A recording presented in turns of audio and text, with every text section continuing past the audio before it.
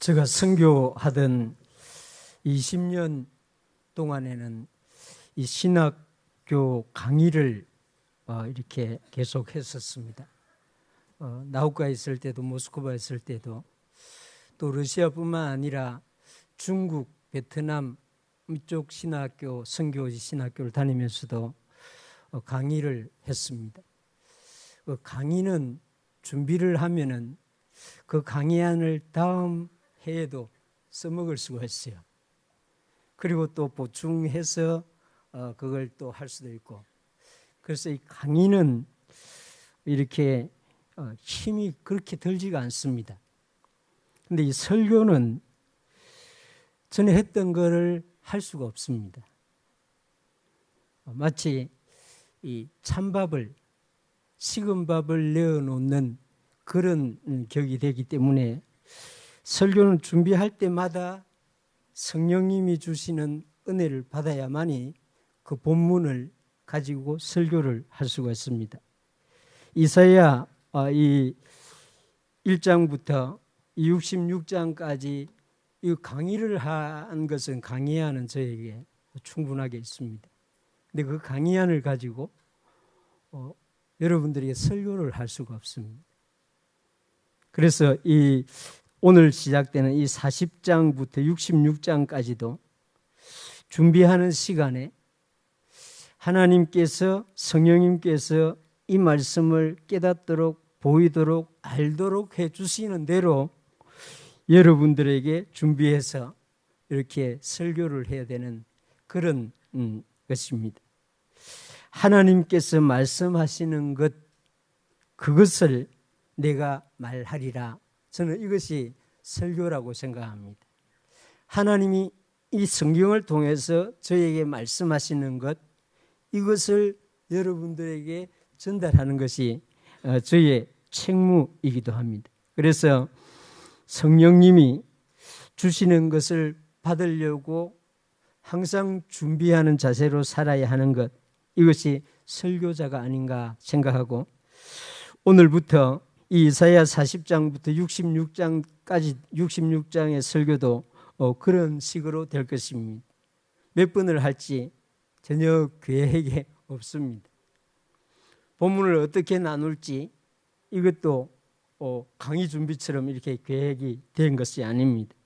그러나 분명한 것은 하나님께서 이사야 40장에서 66장까지도 지금처럼 1장부터 39장 말씀 설교를 주셨던 것처럼 주실 것이다 믿고 여러분들에게 설교를 하려고 합니다. 오늘은 이 40장 1절에서 31절의 말씀 가운데에 내 백성을 위로하라 하는 말씀, 이 말씀이 하나님께서 저와 여러분들을 향해서 주시는 이 본문 말씀의 중심의 말씀이 아닌가 생각됩니다. 이 40장 1절을 보면 너희의 하나님이 이르시되 너희는 위로하라, 내 백성을 위로하라, 이렇게 말씀합니다. 사실 우리 하나님은 우리가 잘못하여 죄를 범할 때에 징계하시는 하나님입니다. 이 이사야 40장부터 66장의 본문은 본문의 역사적인 배경은 아직 일어나지는 않았지만은 유다가 바벨론으로 끌려가고 이 70년 동안 징계를 받는 그런 역사적인 배경이 앞으로 일어날 일들이 이 배경에 들어 있습니다. 유다가 잘못해서 그 징계를 하시는 하나님인데 그 징계는 사랑의 징계죠. 이 징계를 받는, 하나님의 징계를 받는 기간 동안에 하나님의 백성이 해야 할 일은 한 가지입니다. 회개하는 것. 그러면 하나님께서 다시 우리 하나님은 사랑의 하나님, 긍휼의 하나님, 자비의 하나님이심을 그 백성들에게 보여주는데 이사야 40장은 아직 그 일이 시작되지도 않았는데 하나님께서 자기 백성을 향하여 위로하시는 말씀을 먼저 해주시고 있는 것입니다. 하나님이 이르시되 너희 하나님이 이르시되 이렇게 말합니다. 이사야에게 말씀한 것 같은데 이스라엘 지도자들에게 말씀한 것처럼 이 너희의 하나님이 이르시되 이렇게 말하고 있습니다. 분명한 사실은 하나님의 말씀을 듣는 사람에게 하신 말씀, 하나님을 경외하는 사람, 하나님을 두려워하는 사람, 하나님의 말씀에 귀를 기울이는 사람, 하나님의 말씀을 알아듣고 실천하려고 하는 의지를 가진 사람에게 하나님이 말씀하고 있는 것이 분명합니다. 무엇을 말합니까? 너희는 위로하라. 내 백성을 위로하라. 이렇게 말합니다. 우리 하나님은 저와 여러분들을, 여러분의 가정을, 여러분들의 일터를 너무나 잘 알고 있는 하나님입니다. 이 땅에 살아가는 자기 백성은 위로를 받아야 할 사람들이라는 사실을 아십니다. 하나님은 자신들의 종들에게 말씀합니다. 하나님은 자기 백성을 위로하려는 마음을 가졌으니 너희는 위로하라, 내 백성을 위로하라고 말씀합니다. 물론 위로에는 거짓 위로가 있습니다. 사람들의 등을 가려주는 그런 위로가 있습니다. 그러나 하나님의 위로는 진실한 위로요, 진정한 위로요, 이 진정으로 하는 그런 위로인 것입니다. 이 세상에 살아가는 자기 백성들이 대적들로부터, 악한 영들로부터, 온갖 질병으로부터 고통, 고난을 당하면서 살아갑니다. 이 죄와 사망과 죽음의 골짜기에서 신음하는 삶을 살아가는 자기 백성들, 목말라 하고 배고파하고 외롭고 지친 자기 백성들, 하나님은 이런 자기 백성들을 위로하시기를 원하고 너희는 내 백성을 위로하라고 말씀합니다. 이 사람들을 위로한다는 것이 얼마나 어려운 일인지 위로하려고 하는 마음을 가지고 실천해 보신 분들은 아마 알 것입니다. 욥기를 보면은 욥의 세 친구들은 정말 욥을 사랑했습니다. 욥을 존경했어요. 욥과 멀리 떨어져 살았지만은 욥에 대한 항상 존경하는 마음을 가지고 있었습니다. 그러나 욥의 집에 환난이 임하고 욥에게 고통과 괴로움이 임했다는 소식을 듣고 위로하러 모였죠. 그래서 욥의 친구들은 욥에게 찾아온 목적이 위로였습니다. 그런데 욥기를 읽어보면은 욥은 그 친구들의 위로의 말로 인해서 더 고통을 당한다는 사실을 볼 수가 있죠. 그래서 이 위로라고 하는 것이 참으로 쉽지 않다는 것은 욥기를 읽어보면 알 수가 있습니다. 우리 하나님은 자기 백성들을 위로하기를 원하시는 하나님. 그래서 너희는 내 백성을 위로하라 이렇게 말씀하고 있습니다. 예수 그리스도를 믿고 따르는 제자들은 이런 하나님의 마음을 알고 있는 사람들은 형제를, 자매를 위로해 주려고 힘을 써야 합니다. 만약 여러분이 보혜사, 위로자가 되시는 예수 그리스도로부터 위로를 받았다면 여러분들은 다른 사람을 위로해 주려고 해야 합니다. 만약 여러분들이 보혜사가 되신 성령님으로부터 위로를 받았다고 하면은 다른 사람들에게 그 위로를 나누어 주는 통로의 역할을 해야 됩니다. 그럴 수 있기를 바랍니다. 목사와 장로, 권사와 집사, 구역장과 교사, 이 직분들은 근본적으로 마음이 상하고 아픈 분들을 위로해 주는 직분이라고 저는 생각합니다. 하나님은 사람들을 위로해 주기 위하여 교회의 직분자들을 세우는 것입니다. 하나님이 이사야에게 말씀을 잘 보세요. 너는 하면서 2인칭 단수를 쓰지 않습니다. 너는 내 백성을 위로하라 이렇게 말하지 않고 너희는 내 백성을 위로하라. 지금 이렇게 말하고 있습니다. 실제로 하나님이 이사야에게 말하고 있는 것 같은데 하나님이 문법이 틀린 그런 형식으로 너희는 내 백성을 위로하라 이렇게 말하고 있습니다. 이것은 무슨 말입니까?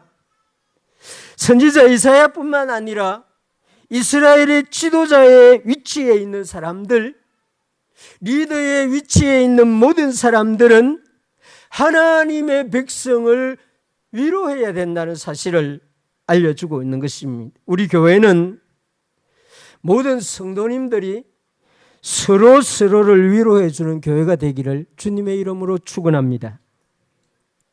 위로를 어떻게 해야 됩니까? 2절 보시기 바랍니다. 너희는 예루살렘의 마음에 닿도록 말하며 그것에 외치라. 이렇게 위로해 주라는 것이죠. 이 위로가 어려운 이유는 우리가 말로서 그 사람의 마음에 닿도록 해주지 못하기 때문에 어려운 것입니다. 욥의 세 친구들이 말은 하나도 틀린 게 없습니다. 다 진리를 말하고 있습니다. 그런데 그 진리가 지금 마음이 상한 욥의 마음에 닿지 않도록 말을 한 것입니다. 참 어려운 일이죠. 진리라고 해도 진리를 가르치는 목사도 진리를 가르치는 구역장도 그 말씀을 받는 사람의 마음에 닿도록 하라. 이것이 위로가 된다는 것입니다. 그러니 목회자의 사역이 얼마나 어렵겠어요. 그렇죠? 교사들의 사역이 얼마나 어렵겠습니까? 성경 이 강단에서 신학 교리 가르치는 너무 쉽습니다. 뭐 요약해가지고 정리해가지고 가르치면 됩니다. 그런데 위로하는 일은 마음에 닿도록 하라고 말합니다. 우리 한국 사회가 어느 날부터 눈높이에 맞추는 교육을 하라 뭐 이런 이 말들을 많이 하지 않습니까? 사실 그 말은 좋은 말입니다. 그러나 과연 학생들이 선생님이 내 눈높이에 맞추어서 하는가? 학생들의 눈에 정말 우리 선생님은 내 마음을 감동시키고 내 마음의 위치와 같이 교육하고 있는가? 설문조사를 해보면 그 결과가 어떻게 나올지 정말 의문스럽습니다. 이거 어려운 일입니다. 힘든 일이에요. 말은 쉽지만은 실제로 너무나 어려운 일입니다. 우리 예수님이 마음에 닿도록 자신을 낮추어 주셨습니다. 높고 높은 하늘에서 전능하신 분이 그곳에서 사람을 위로하지 아니하고 우리와 같은 죄인의 모습으로 나사렛에서 갈릴리에서 사마리아까지 친히 찾아와 주셨습니다. 그래서 예수님을 만난 사람들은 다 위로를 받았습니다. 예수님 자신이 낮추어 주셨으니까.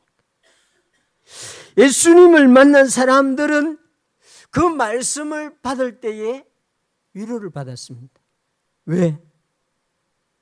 그 사람들의 마음에 닿도록 말씀해 주셨기 때문인 것입니다.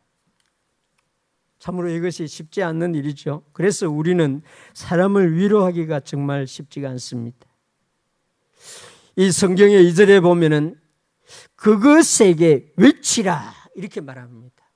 위로를 분명하게 하라는 것이죠.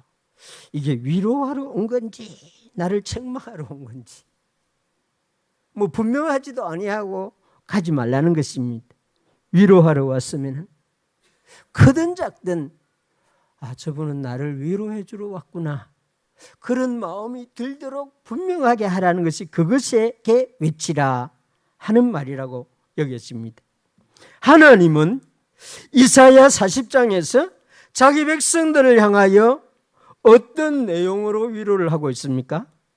이사야 40장 2절의 마지막 그 뒷부분에 보면은 그 노역의 때가 끝났고 그 죄악이 사함을 받았느니라.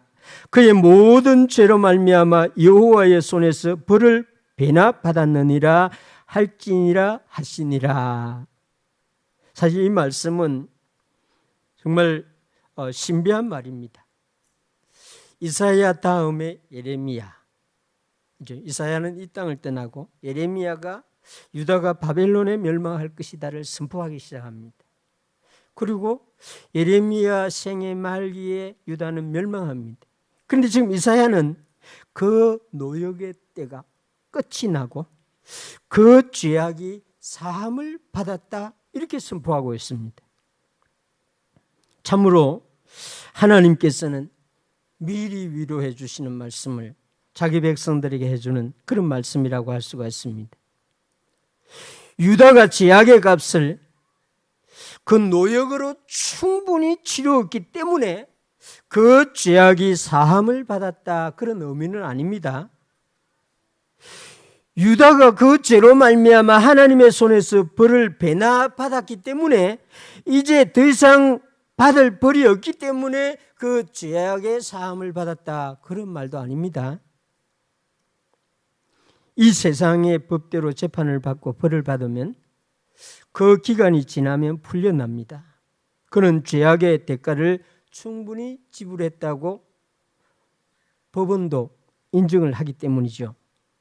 그러나 우리가 하나님 앞에서 지은 죄, 하나님께 지은 죄악은 그 값을 우리가 충분히 지불할 수가 없습니다. 조금이라도 우리가 지은 죄의 값을 지불할 수 없다는 것이 성경이 말하고 있는 진리입니다. 하나님이 자기 백성에게 죄악이 사함을 받았다라고 말씀하시는 것은 하나님이 일방적으로 은혜로 죄악을 사하여 주신다는 그런 의미인 것입니다. 선한 일을 많이 하세요. 그러면 죄 사함을 받을 것입니다. 이 세상 종교들이 공통적으로 가르치는 그런 교리입니다. 가톨릭도 그렇게 가르치죠. 그러나 우리는 예수를 믿으라. 그러면 죄 사함을 받을 것이다. 선을 행하라. 그러면 죄 사함을 받을 것이다가 아닙니다. 예수님을 믿으라. 그러면 죄 사함을 받을 것이다. 그런 말입니다. 이 말도 잘 이해해야 됩니다. 예수님을 믿어 줌으로 그 믿음의 대가로 죄 사함을 받는다. 그런 말도 아닙니다. 하나님이 죄를 사하여 주십니다. 예수님은 우리 죄를 사하기 위하여 십자가에서 우리의 죄값을 스스로 지불해 주셨습니다. 누구도 그렇게 해달라고 요구한 적이 없고 요구할 수도 없습니다. 하나님 아버지가 그 아들과 함께 행하신 일방적인 일입니다. 하나님 아버지께서 아들을 통하여 우리 죄를 사하여 주신 사실을 우리가 받아들이고 믿으면 우리는 죄 사함을 받는다. 그런 의미인 것입니다. 믿음이 어떤 대가가 아니라 그냥 우리는 그 이루어진 사실을 받아들이는 것입니다. 하나님은 자기 백성의 죄악을 하나님 편에서 일방적으로 사하여 주시고 그 노역이 끝났다. 또 그는 이미 여호와의 손에서 벌을 충분히 받았다. 이렇게 지금 말씀해 주고 있는 것입니다. 놀라운 일이죠. 이 말씀으로 위로를 받으라고 하는 말씀입니다. 우리는 이해가 안 되는 거죠. 나 하나님은 그렇게 생각하고 너희의 모든 죄를 사하여 주시니 위로를 받으라 것입니다. 두 번째는 이 3절에서 5절에 보면은 하나님이 선지자를 통해서 위로해 주는 말씀, 3절에서 5절 말씀을 제가 읽어보겠습니다. 외치는 자의 소리여 이르되 너희는 광야에서 여호와의 길을 예비하라. 사막에서 우리 하나님의 대로를 평탄하게 하라. 골짜기마다 도두어지며 산마다 언덕마다 낮아지며 고르지 아니한 곳이 평탄하게 되며 험한 곳이 평지가 될 것이요 여호와의 영광이 나타나고 모든 육체가 그것을 함께 보리라. 이는 여호와의 입이 말씀하셨느니라. 여호와의 영광을 보게 될 것이다. 이것이 하나님이 자기 백성들을 향하여 주시는 위로의 메시지인 것입니다. 이 3절에서 5절의 말씀은 이미 우리는 신약 성경을 아는 우리는 이것이 세례 요한의 때에 이루어진 말씀이라는 것을 알고 있습니다. 세례 요한은 자신이 주의 길을 예비하러 온 사람이라고 사람들에게 알렸죠. 세례 요한은 예수님에게 물로 세례를 주는 시간에 성령이 비둘기같이 예수님에게 임하는 것을 보았습니다. 그리고 이는 내 사랑하는 아들이요 내 기뻐하는 자라고 하는 음성도 들었습니다. 이 세례 요한은 예수님이 건너시는 것을 보고 보라 하나님의 어린 양이로다라고 예수님을 사람들에게 소개까지 해주었습니다. 그 하나님의 영광이 나타날 것이다. 지금 800년 전에 그 영광이 나타나기 800년 전에 하나님이 이사야를 통해서 이 메시지를 주는 것입니다. 하나님의 말씀, 하나님의 영광이 모든 육체가 보는 가운데 나타날 것이니 이 말씀으로 위로를 받으라고 하는 것입니다. 말씀을 여러분들이 읽고 일어나지 않았지만은 말씀을 통해서 위로를 받는 그런 은혜가 여러분들에게 자주 있기를 주님의 이름으로 축원합니다. 하나님의 영광은 사람으로 오신 하나님의 아들 예수 그리스도가 하나님의 영광입니다. 그래서 모든 육체가 눈으로 그 영광을 보게 된다고 했습니다. 사실은 구약시대에 살았던 사람들은 하나님의 아들이 사람의 몸을 입고 오신 것을 눈으로 보지 못했습니다. 그들은 하나님이 주신 메시지, 말씀을 듣고 위로를 받은 것이죠. 그런데 우리는 사람으로 오신 하나님의 아들 예수 그리스도를 그 본 사람들의 증언을 통해서 증언을 듣고 위로를 받고 그 영광을 보게 되는 것입니다. 이 11절을 보시면 그는 목자같이 양떼를 먹이시며 어린 양을 그 팔로 모아 품에 안으시며 젖먹이는 암컷들을 온전히 인도하시리로다. 목자로 오신다는 것이죠. 목자로 와서 양떼를 먹이시는데 어린 양을 그 팔로 모아 품에 안으시며, 한 마리인지 두 마리인지 세 마리인지는 알 수 없습니다만은 그 어린 양은 아주 금방 태어난 어린 양은 도랑을 건너지 못하니까 목자가 안고 건넌다고 합니다. 어린 양은 그 돌밭에 가다가 이게 발이 부러질 수 있으니까 그때 목자가 품에 안고 금방 난 어린 양은 목자가 친히 안고 그 돌밭을 지난다고 합니다. 그가 오시면은 그렇게 하실 것이다 라고 말합니다. 예수님이 이 땅에 와서 친히 나는 선한 목자라, 선한 목자는 양들을 위하여 목숨을 버리거니와 나는 선한 목자니 나는 내 양을 알고 양도 나를 안다, 이렇게 말했습니다. 선지자 이사야는 선한 목자가 이 세상에 오기 800년 전에 자기 백성들을 위로하는 메시지를 이렇게 전해 주었습니다. 그래서 하나님의 말씀은 사람들을 위로하게 한다는 것입니다. 제일 위로하기 어렵고 힘든 장소가 저 목회 경험의 장례식장입니다. 장례식장에 가면은 어떤 다른 말로 위로를 할 수가 없습니다. 죽음 앞에서 무슨 말로 위로하겠습니까? 그래서 장례식장에 가면 하나님의 말씀만 가지고 위로해 줄 수 있습니다. 다른 말이 위로가 안 되니까 오직 하나님의 말씀만 전달해 주는 거죠. 하나님이 지금 유다를 향하여 자기 백성들을 향하여 그렇게 위로하고 있는 것입니다.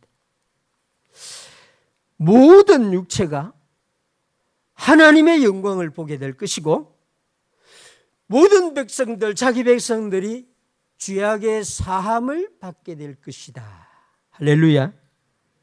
우리도 정말 어떤 사람을 위로하려고 하면은 이런 하나님의 말씀을 가지고 위로해 줘야 합니다. 성경에 이런 말이 있더라. 성경 읽어보면 이런 말이 있는데 한번 찾아서 읽어보라. 이것이 자기 백성을 위로하는 말씀이 된다는 것입니다.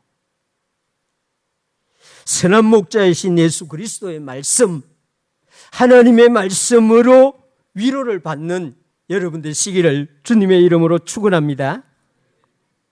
이사야 40장 12절에서 28절 긴 말씀은 여러분들이 천천히 읽어보면은 하나님이 자신이 누구인가를 알려주고 있습니다. 그리고 하나님의 자기 백성들이 위로를 받는 핵심적인 방식을 알려주고 있습니다.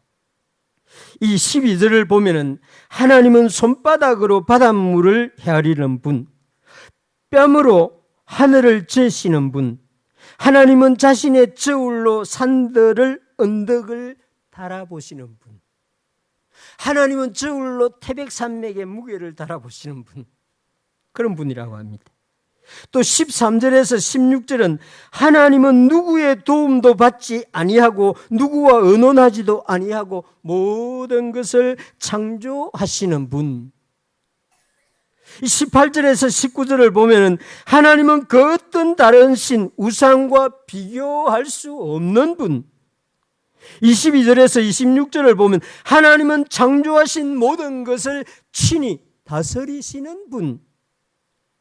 26절 마지막에 보면 하나님은 하나도 부족함이 없이 빠짐이 없이 완전하고 완벽하게 창조하신 분. 28절에 보면은 하나님은 모든 것을 창조하시고 전혀 피곤하지 아니하신 분.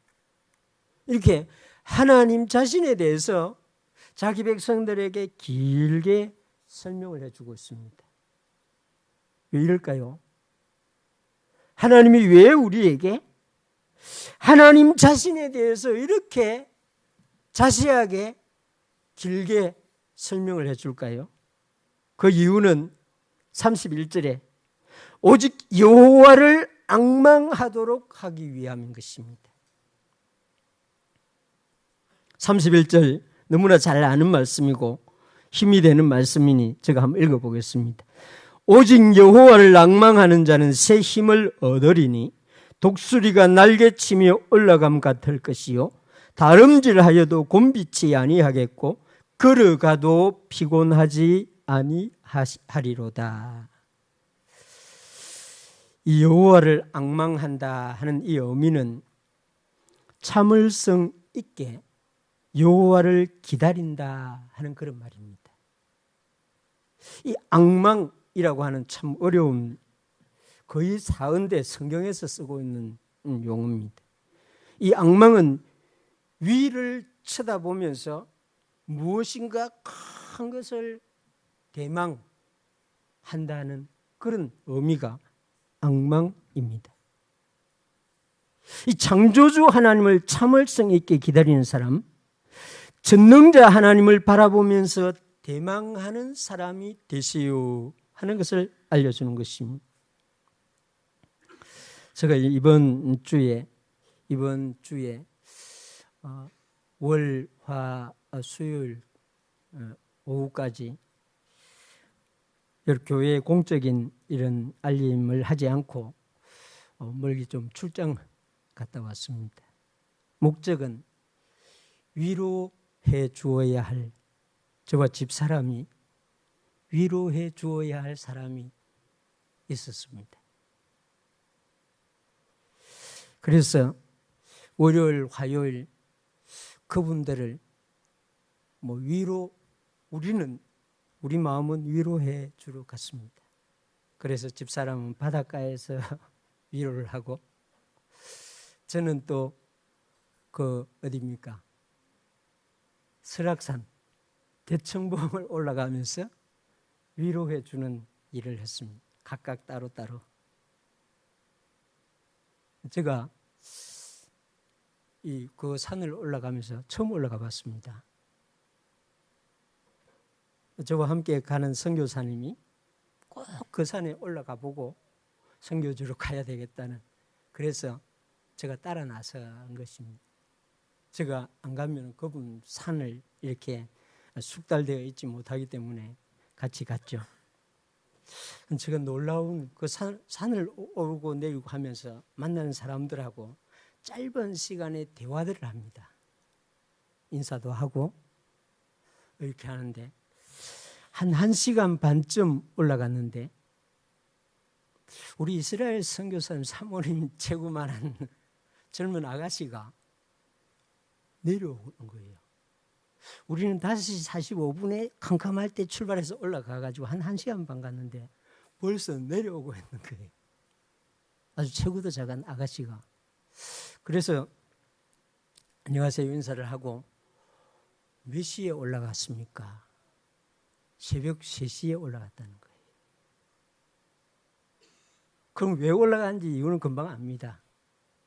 일출을 보러 올라간 거예요. 참 대한민국이 정말 소망이 있습니다. 그 젊은 아가씨가 새벽 3시에 일출을 바닷가에서 봐도 됩니다. 그 양양 속초 바닷가에서 봐도 일출이 아주 기가 막힙니다. 근데 더 높은 곳에서 보려고 새벽 3시에 세상에 그 대청봉을 올라갔다가 내려온 거예요. 제가 그것을 보면서 자매와 잠시 우리 선교사님 대화를 하면서 대한민국에 소망이 있구나. 그 마음에 간절함, 어떤 것을 추구하고자 하는 것을 이루기 위해서 정말 상상을 초월하는, 우리도 이마에 불을 이렇게 선교사님 켜고 어두운 한 20분 동안 걸어갔는데, 새벽 3시면은 설악산의 새벽 3시는 칠흑 같은 밤. 가보신 분은 알겠지만 정말 위험한 길입니다. 그 꼭대기에서 동해에 떠오르는 태양을 보려고 산을, 선교사님과 제가 그 말을 듣고 위로를 받았어요. 대한민국은 되겠구나. 이런 청년이 있다는 사실이, 이런 청년이 대한민국에 있다는 사실이 정말 기가 막히구나 하는. 그래서 물어봤습니다. 어땠습니까? 하니까 정말 기가 막혔다는 거예요. 그날 날씨가 너무 좋았거든요. 그러면서 자기의 소원, 기도 이런 건 아니고 자기가 보고자 하는 그 절묘한 광경을 다 보고 내려왔다는 것입니다. 앙망한다는 것은 저는 이런 것이라고 생각합니다. 새벽에 일어나서 여러분들 내일 새벽부터 10일 동안 여호와를 앙망하며 이 집에 오시기 바랍니다. 캄캄하면 캄캄할수록 좋습니다. 하나님에게는 낮과 밤이 구분이 없습니다.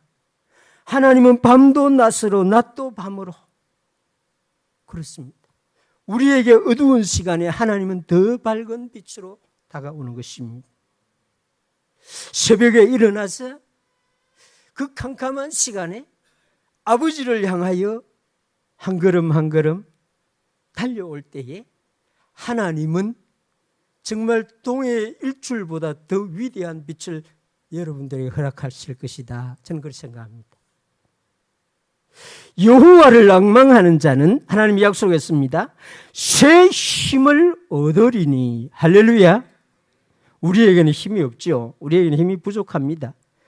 정말 우리에게 얼마나 힘이 없는지, 대청봉까지 왕복 7시간인데 내려오면 완전히 녹초가 되어가지고 바로 그냥 2시간을 잠을 자야 됩니다. 그런데 여호와를 앙망하는 자는 어떻게 된다고 합니까? 달려가도 그 새 힘을 얻으면 독수리가 날개치며 올라감 같을 것이요 다름질해도 곤비치 아니하겠고 걸어가도 피곤하지 아니하리로다. 여러분들은 새벽에 일찍 일어나면 낮에 피곤할 것이다 이렇게 생각하죠. 저도 그렇게 생각했습니다.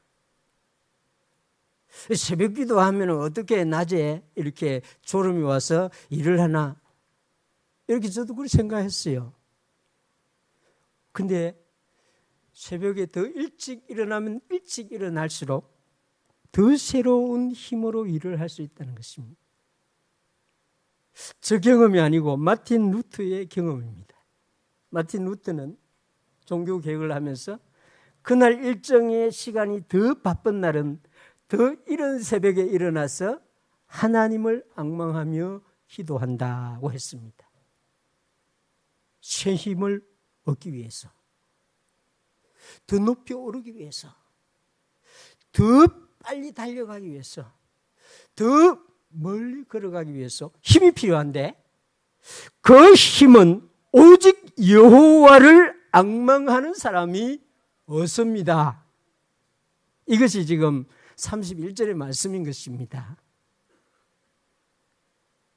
여러분, 날마다 오직 여호와를 앙망하시기 바랍니다. 하나님이 주시는 새 힘을 받아서 독수리처럼 날개치며 올라갈 수 있는 여러분 되시길 바랍니다.